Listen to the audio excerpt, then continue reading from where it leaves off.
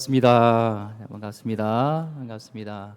한 번 더 인사하겠습니다. 사랑하고 축복합니다. 사랑하고 축복합니다. 사랑하고 축복합니다. 축복합니다.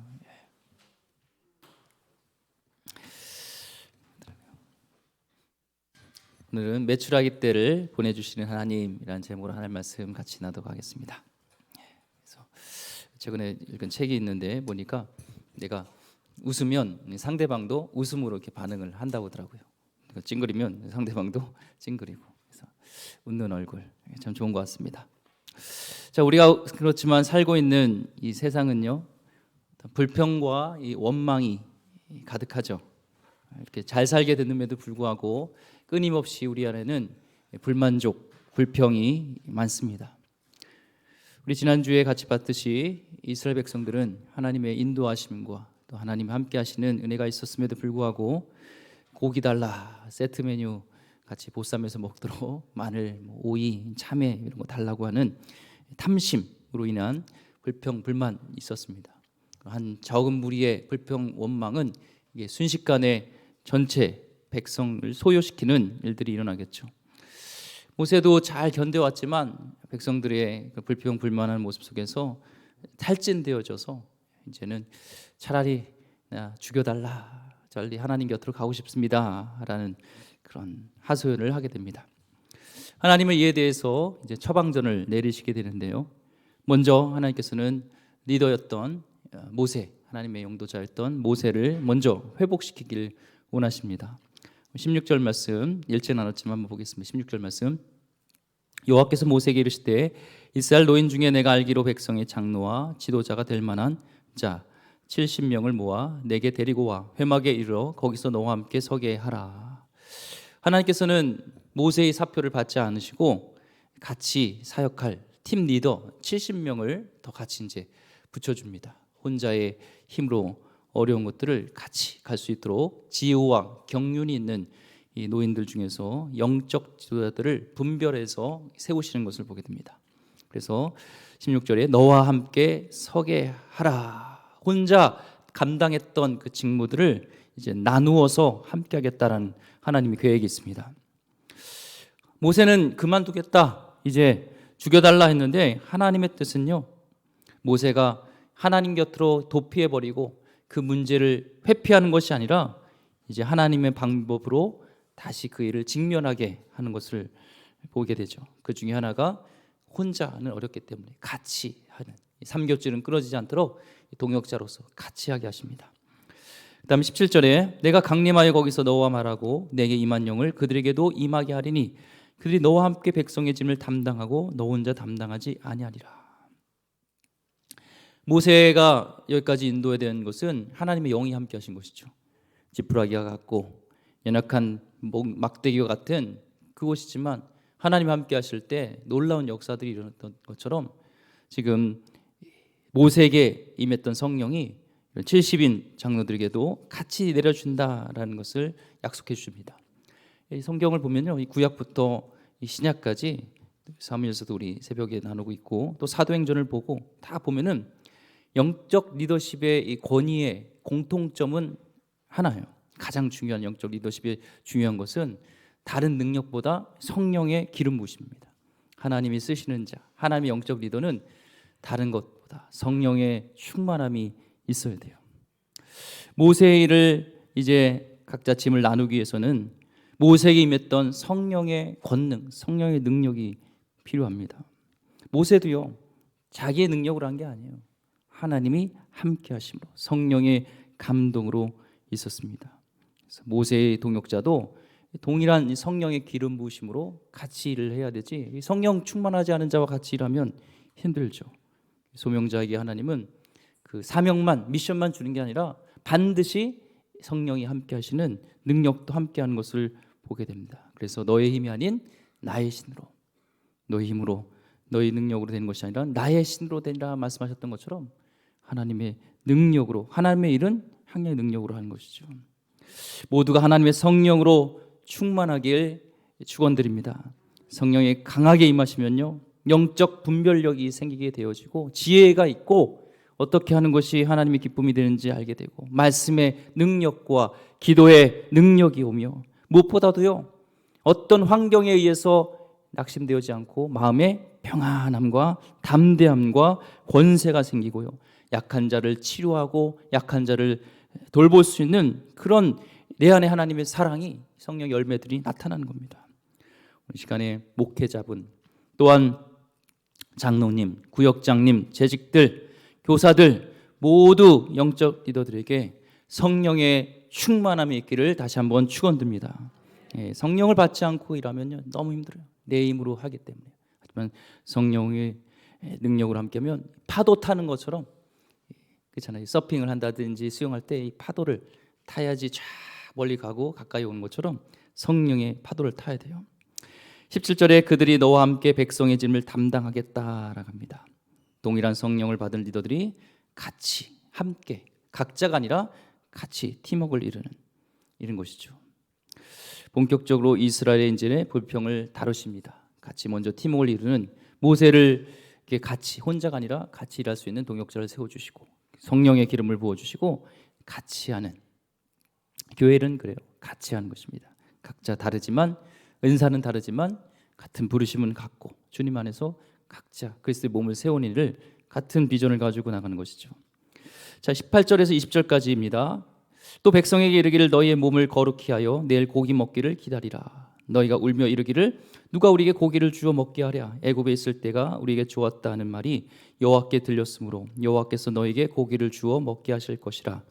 하루나 이틀이나 닷새나 열흘이나 20날만 먹을 뿐 아니라 냄새도 싫어하기까지 한 달 동안 먹게 하리시리니 이는 너희가 너희 중에 계시는 여호와를 멸시하고 그 앞에서 울며 이르기를 우리가 어찌하여 애굽에서 나왔던가 함이라 하라. 고기 달라고 탐심에 의해서 울면서 막 통곡했다고 그랬잖아요. 엄마가 죽었던 것처럼 부모님 죽은 것처럼 울면서 불평하는 저들에게 하나님은 고기를 주시겠다 얘기를 합니다. 하루 이틀도 아니고 한 달 동안 삼시세끼 계속 간식도 아침도 점심도 저녁도 야식도 다 뭐예요? 매출하기 고기 먹는 거예요. 고기입니다. 그래서 냄새만 맡아도 막 역겨운 거죠. 그리고 배고플 때 고기 냄새 맡으면 향기롭잖아요. 배고파. 저 고기 참 냄새 좋다. 그런데요.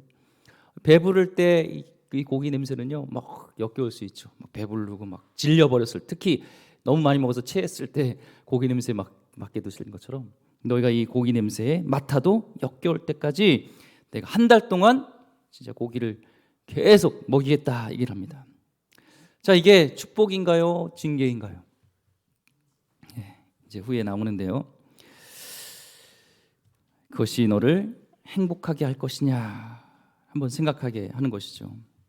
고기를 먹게 된 것은 이 이스라엘 백성의 욕심이었습니다.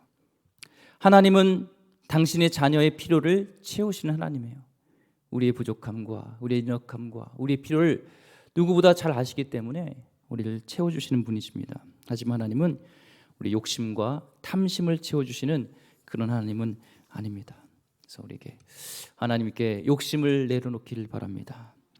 나의 욕심이 명예도 나의 욕심인 권력도 나의 자식의 성공도 내 욕심인지 구별하여서 그 욕심을 내려놓길 바랍니다.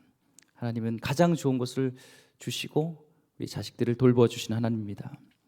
먹고 싶은 고기를 실컷 먹게 된 것이 외견상으로 볼 때는요, 겉으로 볼 때는 기도 응답 같아요. 저들이 하나님께 막 뗐었고 하나님은 응답된 것 같지만 사실은 실제로는 징계입니다. 징계.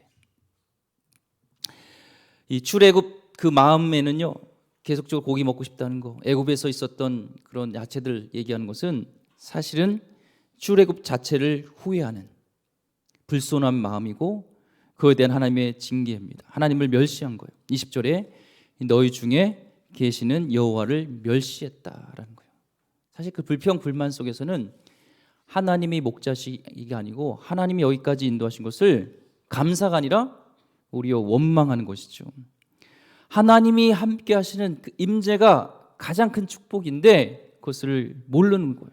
그리고 하나님을 멸시하고 합당한 하나님께 영광을 돌려야 될 것을 돌리지 않은 거죠. 하나님을 모시긴 모셨어요. 그런데 안방에다 모신 게 아니라 골방에다가 놓은 거예요. 골방에다 놓은 거예요. 그리고 내 인생에 하나님을 조종석이 아니라 그냥 옆에다 조수석에 놓고 아니면 트렁크에다가 그냥 쑤셔 넣고 내 뜻대로 내 결정대로 살고 싶은 것이죠. 하나님을 멸시하는 거예요. 하나님을 신뢰하지 않는 겁니다. 내가 원하는 대로 살고 싶어요. 내 뜻대로 살고 싶습니다. 그러다 조금만 힘들면 하나님을 원망하고 하나님께 맡겨놓지 않고 내 뜻대로 살다가 문제가 생겼는데 하나님을 원망하고 불평불만하는 거예요. 이런 사람의 말을 막 들으면서 하나님의 말이 아니라 사람의 말을 들으면서 하나님을 멸시하는 이 백성들, 그 마음속에 하나님을 꿰뚫어 보신 것이죠. 그래서 한 달 내내 고기를 주겠다라는 겁니다. 이에 모세가 또 반응을 하죠. 뭐라고 하합니까? 21절 22절 말씀. 모세가 이르되 나와 함께 이 백성의 보행자가 60만 명이온데 주의 말씀이 한 달 동안 고기를 주어 먹게 하겠다 하시오니 그들을 위하여 양떼와 소떼를 잡은들 조카오며 바다의 모든 고기를 모은들 조카오리까. 보행자, 그러니까 걸을 수 있는 장정들 60만이고 아이들 또 어른들 뭐 노인까지 다 하면요 200만이 넘는 거예요. 그래서 애굽에서 나올 때 양떼와 소떼도 데리고 나왔겠죠.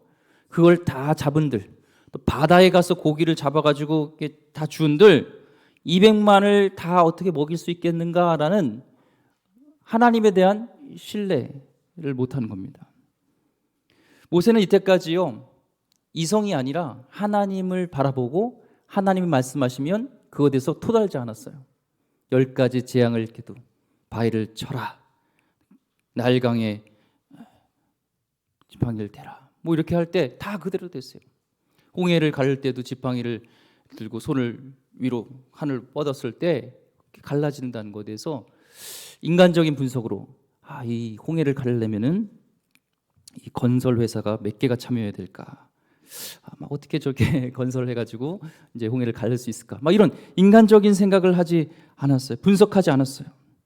단지 하나님의 능력을 믿고 하나님을 신뢰하고 전능자신 하나님 말씀에 그는 순종하고 나왔습니다. 그런데 이제는 이때까지 겪었던 문제하고는 더 비교해 볼 땐 쉬운 일이죠. 홍해를 가르는 것보다 뭐 어렵겠습니까? 근데 갑자기 모세가 인간적인 분석을 막 토를 탑니다. 인간적인 분석을 해서. 왜 그럴까요? 불평과 원망하던 이 백성들 앞에서 시달려도 보니까 담대했던 이 모세도 흔들려 버린 거예요. 계속적으로. 전능하신 하나님을 계속 바라볼 때는 어떤 환경 속에서도 믿음을 가지고 말씀에 순종하여서 나갔던 모세가 이제 불평불만하고 원망하는 이 백성들을 계속 바라보다니까 그 소리에 민감하다 보니까 하나님의 소리보다 백성의 소리를 듣다 보니까 본인도 영적으로 흔들려 버린 것이죠. 우리는 백성들의 그런 소리를 잘 들어야 됩니다. 그렇지만 하나님의 소리보다 그들의 소리를 더 듣다 보다 보면 문제가 생길 수가 있죠. 위기의 돌파는 무엇을 보는가에 있습니다. 문제를 보고 문제를 너무 묵상하면 부정적인 반응에 우리는 아무것도 할 수 없는 그런 낙심하게 되지만 그 눈을 들어서 여전히 함께 하시고 여전히 살아 역사하시는 그 하나님을 우리는 바라볼 때 우리는 그 문제보다 크신 하나님을 인해서 우리는 담대히 나가게 될 줄 믿습니다. 하나님 모세를 보니까 상태가 너무 안 좋아요. 진짜 이상하다. 예전에는 말씀에 순종하여 나가는데 하나님 어떻게 저 200만 원 되는 사람을 먹일 수 있어요? 우리 양떼 소떼 보세요. 바다에 고기 다 줘도 안 돼요. 그래서 하나님은 그에게 말씀하십니다.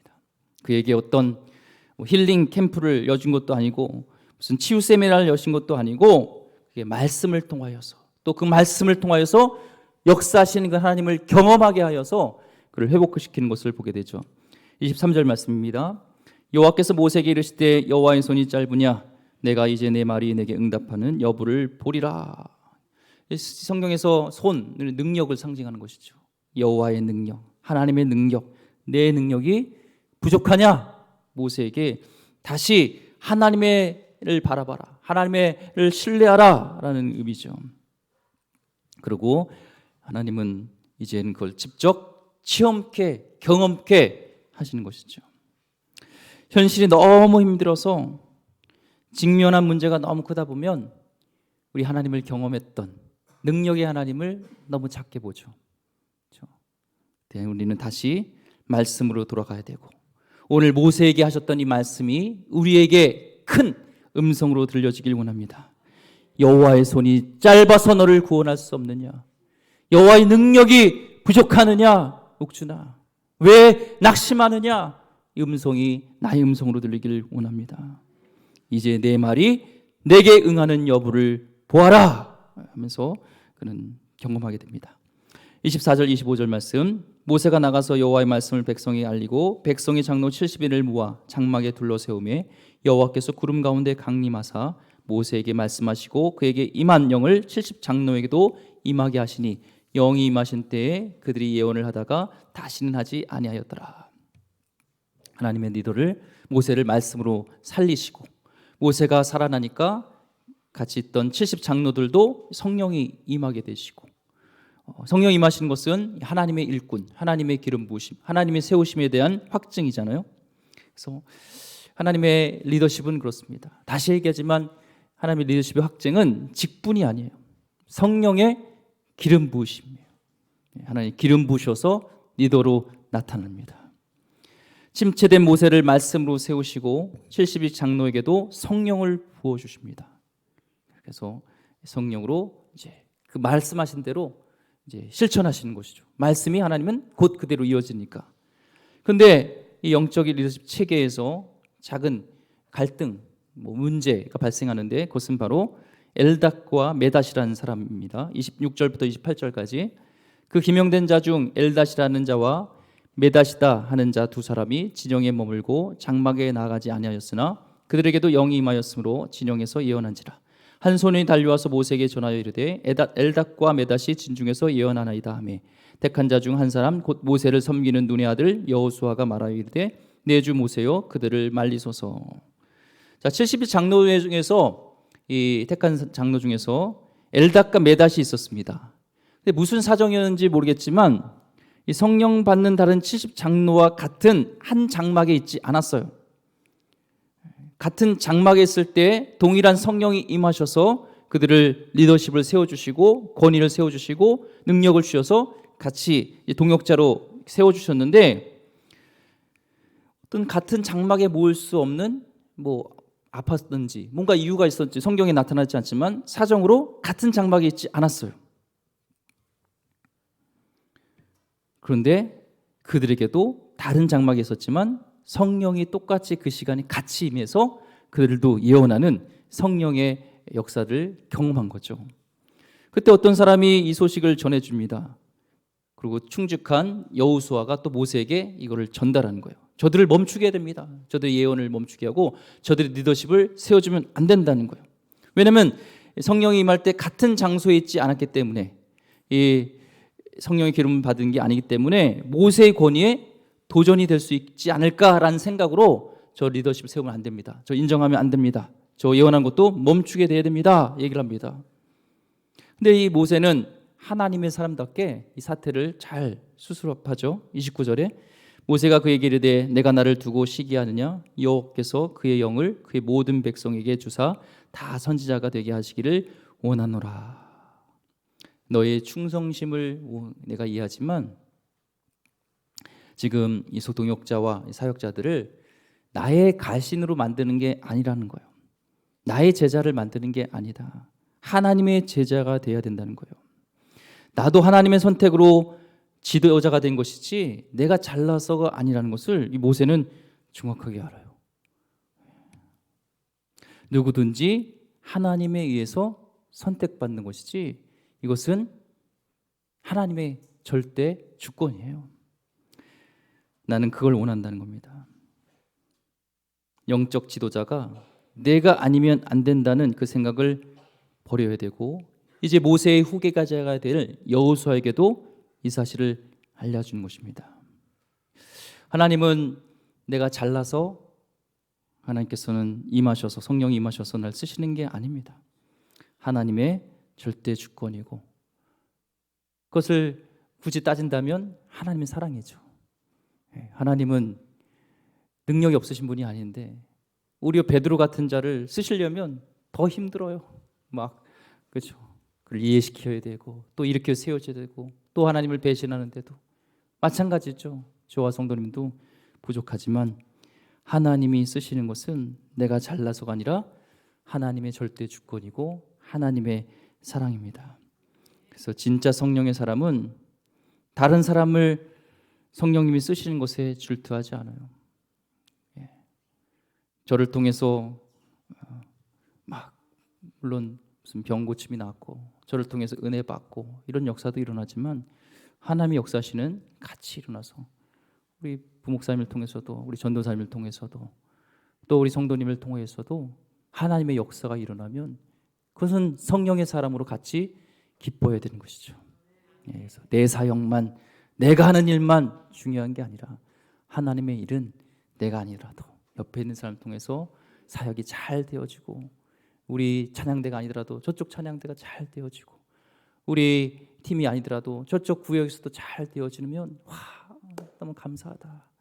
우리 교회만이 아니라 옆에 있는 교회에서도 성령의 역사함이 일어나고 그런 이 코로나 시대도 하나님의 그런 살아계심이 증거되는 교회가 옆에 교회에서 된다면 배가 아파가지고 그게 아니라 하나님의 역사하심이 있구나.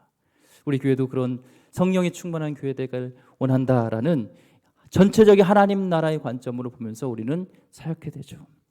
부서도 우리 부서만 아니라 내 부서만 아니라 같이 기도해주고 그렇게 해야 됩니다. 영유아부에서도 같이 모일 때 중고등부, 청년부 또 우리 장년부를 위해서 기도해 주시고 또 장년부에서도 어린 사역자부터 다 또 어린 부서부터 같이 이게 돼야 되니까 기도해 주시고 또 여러분 같이 기도할 때 또 저를 위해서도 기도해 주시고 저도 이 교육자들과 또 성도를 위해서 기도하는 이런 성령의 역사하심에 대해서 우리는 질투하지 않고 같이 기뻐하는 것이 성령의 사람인 줄 믿습니다. 우리가 기뻐하고 축복해야 되죠. 그래서 모세는요 질투와 시기의 위기를 극복하고 서로 사랑의 공동체로 만드는 거예요. 이게 참 중요한 영적 권위자의 성령 충만한 리더의 모습입니다. 꽁 하는 것이 아니라 이게 서로 다를 수 있잖아요. 저 사람은 좀 다른데요. 저 사람은 파가 다른데요. 목사님한테 저기 기름 부은 사람 아닌데요. 그러더라도 같이 이렇게 가는 것이죠. 이 사건이 계속 정리가 되고 나서 이제 백성들의 불평을 다스리는 하나님의 모습이 나옵니다. 31절 32절 보겠습니다. 바람이 여호와께서 나와 바다에부터 메추라기를 몰아 진영 곁 이쪽 저쪽 곧 진영 사방으로 각기 하루길 되는 지면 위 2규빗쯤에 내리게 한지라. 백성이 일어나 그날 종일 종야와 그 이튿날 종일토록 메추라기를 모으니 적게 모은 자도 10호멜이라. 그들이 자기들을 위하여 진영 사면에 펴두었더라. 하나님은 약속대로 엄청난 메추라기를 철새인데 보면은 3월 달에는 이제 서쪽으로 갔다가 또 9월 달에는 또 10월 달에는 또 남쪽으로 할 때 지금 3월쯤에 이제 서쪽으로 가는 철새를 가장 연약한 게 메추라기고 이 바람에 의해서 바람을 혼자 이게 날아가기도 힘들어서 바람에 따라서 이렇게 좀 바람 타서 날아가야 되는데 바람이 불어서 이제 다 떨어지게 하는 것이죠. 높이가 어느 정도 쌓였냐면 2규빗 한 규빗이 요 손끝에서 여기까지면 45cm에서 50cm라면 2규빗이면 한 1m 가까이 쌓은 거예요. 메추라기가 얼마나 많았는지. 그래서 이스라엘 백성들이 거둬들인 게 적게 거두린 사람이 10호멜입니다. 호멜이라는 단어가 좀 생소하죠. 호멜이라는 것은 사실 이 당나귀란 뜻이 있어요. 당나귀. 그래서 그림을 보면 호멜은 이 당나귀가 이렇게 멜 수 있는 그런 곡식이나 이런 분량입니다. 그러니까 한 가마 반 가마 정도 된다는 거예요. 한 가마가 80kg고 반 가마가 40kg니까 120kg 정도. 1호멜이 120kg 곱하기 10하면은 1200kg. 또 다른 어떤 이런 호멜에 대한 그런 것을 좀 다르게 해석하면은 어쨌든 1700이 넘고 2200이 넘는 엄청난 수의 지금 이 메추라기를 걷어들인 거예요. 어떻게 걷어들이는 방법입니다. 그날 종일 종야와 그 이튿날 종일토록이라고 했어요. 그날 종일토록 또 다음 날까지도 종일토록 막 싹싹 긁어 먹은 겁니다. 이 단어 이 문장에는요 탐심 하나다로 더 1200kg 넘는 이 메추라기 고기를 어떻게 뭐 다 먹겠어요. 근데 지금 그런 거 생각하는 거 아니에요. 하나라도 더 가지려고 막 싹싹 긁어 먹는 거예요. 막 하나도 악착같이. 하나님이 이들의 모습을 서로 보게 한 거예요. 너의 탐심, 드러난 것이죠. 야고보서 1장 15절 말씀에 욕심이 잉태한즉 죄를 낳고 죄가 장성한즉 사망을 낳습니다. 이 사망에 이르는 것은요, 욕심이에요. 욕심에서, 탐심에서 나타나는 것이죠. 하나님을 탐심의 도구로 사용하시지 말길 바랍니다. 33절, 고기가 아직 이 사이에 있어 씹히기 전에 여호와께서 백성에게 대하여 진노하사 심히 큰 재앙으로 치셨으므로. 회개하지 않고 탐심의 저희 모습을 보면서 고기가 먹으면서 씹히기 전에 하나님은 저들을 치셨어요. 어느 정도 치셨는지 시편 78절에서 78편 27절 31절에 좀 나와 있습니다. 같이 보겠습니다.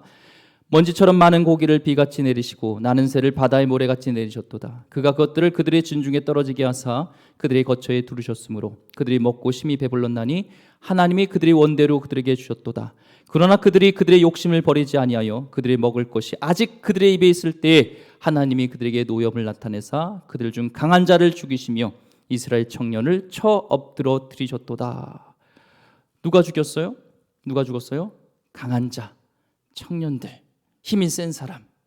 다른 약한 사람들은 다 제끼고 가장 탐욕스럽고 이들의 불만을 터뜨렸던 그 핵심 원원들을 다 죽였습니다. 학자들은 그날에 수백에서 수천 명이 죽었다고 이렇게 얘기하고 있습니다. 홍해를 건너면서도 몇 명 죽었어요? 한 명도 안 죽었죠. 목사님 이상한 거야. 몇 명 죽었더라. 순간 이렇게 착각하시는 분이 있었는데, 바로의 전차에서 몇 명 죽었어요? 한 명도 안 죽었어요. 그런 위협 속에서도 한 명도 안 죽었는데 욕심이 우리의 신앙에 얼마나 이게 나쁘고 하나님이 얼마나 그것을 싫어하는지 그날에 수백 명, 수천 명이 죽게 된 겁니다. 이 재앙은요, 오늘날 사는 우리에게도 하나님이 주시는 경고의 메시지입니다. 세상은 돈독이 올라도 하나님의 백성까지 물들면 안 됩니다. 우리나라가 무서운 경제 위기 속에 있는데 우리는 그 속에서 우리는 또한 오히려 회개해야 됩니다. 하나님의 백성은 떡으로만 사는 것이 아니라 하나님의 입에서 나오는 모든 말씀으로 살 수 있습니다. 그런데 우리가 너무 돈돈하는 세상에 살다 보니까 우리 크리스찬도 너무 세상적으로 되지 않았는지 돌아봐야 됩니다. 물질관이 세상과 똑같아요. 자녀들 시집장가 보낼 때도 예단 주고받는 것 보면요, 물질관이 똑같습니다. 보릿고개를 넘기면서도 믿음의 선배들은 온전한 11조를 드렸습니다. 가난해도 감사가 넘쳤고 가난한 이웃을 돕고 선교사를 보냈습니다. 잘 살기 시작했는데도 우리의 물질관이 변하지 않았습니다. 자꾸 고기 달라고 요구합니다. 기도 제목은 고기를 먹게 해달라는 겁니다. 억지로 받아낸 그 고기가 입에서 씹다가 오히려 재앙이 되어버렸습니다. 하나님은 내 편할 때만 찾고 하나님의 드려야 될 11조는 야금야금 타협해버리고 가난한 자 돕지 않고 내 욕심대로 막 살다가 하나님이 채워주지 않으면 화내고 불평하는 것, 하나님이 주신, 하나님이 구원하신, 애굽에서 인도하신, 우리를 죽음에서 인도하신 그 하나님의 감사를 잃어버린 모습이 오늘날 우리 교회 안에 있는 교회 구성원인 저와 여러분의 모습은 아닌지 우리는 돌아봐야 됩니다. 저와 여러분은 고기 씹다가 죽어나가는 이스라엘 백성을 보면서 우리는 느끼고 깨달아야 됩니다. 우리의 물질관을 회개해야 됩니다. 우리의 욕심을 회개해야 됩니다. 우리 안에 불평 많았던 이스라엘 백성의 모습이 조금이라도 우리 안에 남아있다면 오늘 정결케 되어지기를 축원드립니다. 그리고 하나님으로 기뻐하고 만족하고 감사하는 생활로 바꾸시기를 원합니다. 강원도 이 오래된 청송나무가 이 벌레로 인해서 죽어간다는 그런 기사가 있었습니다. 산림청에서 그 벌레들을 잡기 위해서 살충제를 강하게 막 다 이렇게 투척해가지고 벌레를 다 잡을 줄 알았는데 그렇지 않더라고요. 오히려 양질의 최고급의 비료를 헬기에 가득 실어서 그 청송나무에 흠뻑 뿌려주니까 며칠 안 됐는데 이 소나무가 다시 푸른빛을 띠면서 자생적으로 그 벌레를 이길 수 있는 힘이 생기면서 살아나는 것을 보게 됩니다. 마찬가지입니다. 마귀는 계속적으로 우리에게 벌레와 같이 우리에게 불평과 불만과 원망을 계속 우리를 공격하면서 우리를 영적으로 사망에 이르도록 계속 우리를 공격할 것입니다. 그때 중요한 것은 마귀에 집중하는 것이 아니라 하나님께서 주시는 양질의 비료인 성령의 충만함을 받기를 소망합니다. 성령의 권능이 임하여서 하나님이 함께 하실 때 모든 불평과 원망의 그런 사단의 세력을 우리는 감사함으로 기쁨으로 찬송하면서 승리하게 될 줄 믿습니다. 성령 충만한 하나님 백성 되기를 주의 이름으로 다시 한번 축원드립니다. 기도하겠습니다. 하나님 감사합니다. 혹시 우리 가운데 탐심으로 인하여서 불평과 불만하고 감사가 끊어졌던 우리 모습이 있다면 다시 주님으로 기뻐하고 성령 충만함으로 하나님 다시 그 밑바닥에서 일어나기를 원하며 어떤 어려움 속에서도 우리 선조들이 감사하고 찬양하고 힘들어도 주님께 드리는 것과 이웃을 돌보는 것과 선교하고 구제하는 일에 최선을 다하였던 것처럼 우리도 다시 한번 하나님 본질로 돌아가는 귀한 신앙이 되게 하여 주시옵소서. 성령 충만을 허락하여 주시옵소서. 귀하신 예수 그리스도 이름으로 기도드립니다. 아멘.